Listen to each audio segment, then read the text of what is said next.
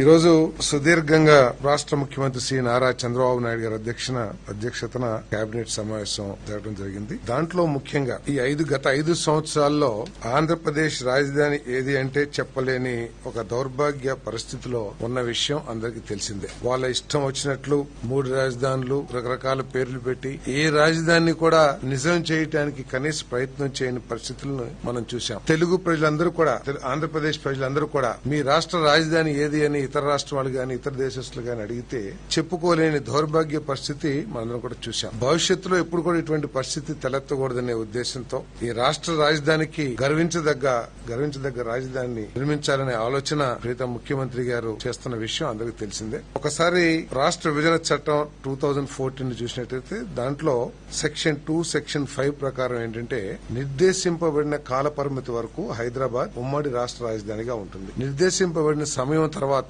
హైదరాబాద్ తెలంగాణ రాష్ట్రానికి రాజధానిగా, కొత్తగా నిర్ణయించబడే రాజధాని అమరావతి ఆంధ్రప్రదేశ్ కు ఉంటుందని చెప్పేసి ఆ చట్టంలో పేర్కొనబడింది. అంటే రాజధాని పేరు ఎక్కడ కూడా తెలుపుకోకుండా ఈ రోజు దాన్ని అమెండ్మెంట్ చేయమని చెప్పేసి రిక్వెస్ట్ చేస్తూ తెలంగాణ రాష్ట్రానికి హైదరాబాద్, అమరావతి విభజిత ఆంధ్రప్రదేశ్ కు రాజధానిగా అమెండ్ చేయాలని చెప్పేసి ఈ రోజు ఏదైతే ప్రపోజల్ వచ్చిందో దాన్ని మంత్రిమండలి ఆమోదించడం జరిగింది. ఏ విధంగా అయితే గ్రేటర్ హైదరాబాద్ తెలంగాణకి రాజధానిగా ఉంటుందో, అమరావతి అంటే అమరావతిలో మిగతా ఏపీసీఆర్డీఏ చట్టంలో ఉన్న ప్రాంతాలన్నీ కూడా కలిపి అమరావతి. సో ఆ అమరావతి ఈ రాష్ట్ర రాజధానిగా పేరుని ఇన్సర్ట్ చేయటం, అంటే ఆ చట్టంలో ఏదైతే కొత్త రాజధానిని విభజిత ఆంధ్రప్రదేశ్ ఏర్పాటు చేసుకుంటుంది, డిసైడ్ చేస్తుందని ఏదైతే ఉందో అక్కడ కొత్త రాజధాని కాకుండా Amaravati will be the capital of Andhra Pradesh అనేది ఇన్సర్ట్ చేయాలని చెప్పేసి రికమెండ్ చేయడం జరుగుతుంది. చట్టాన్ని ఆమోదించాలని చెప్పేసి